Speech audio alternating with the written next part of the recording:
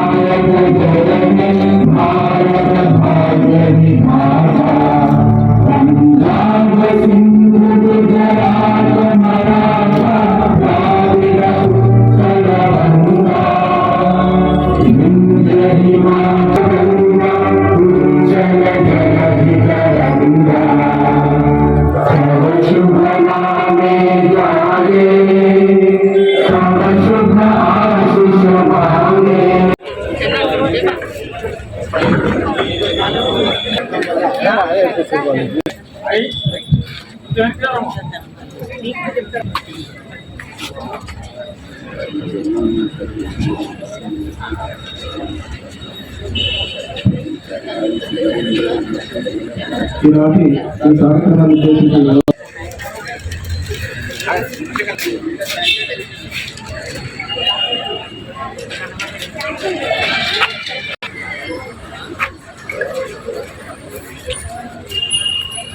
గౌరవ కమిషనర్ గారిని ఈనాటి కార్యక్రమాలు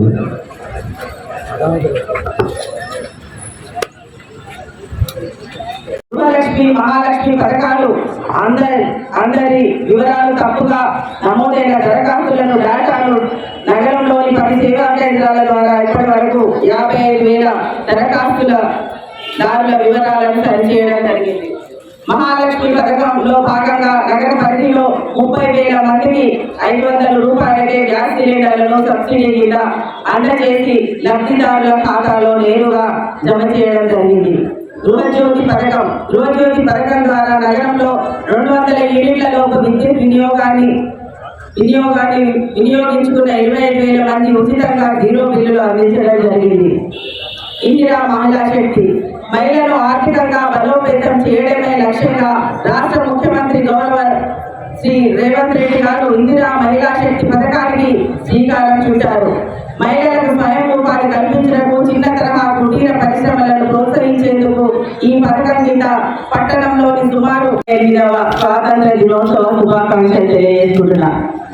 దేశమంతా జాతి, కుల, మత ప్రాంతాలకు అతీతంగా ఆనందోత్సాహాలతో జరుపుకునే జాతీయ పర్వదినం ఇది.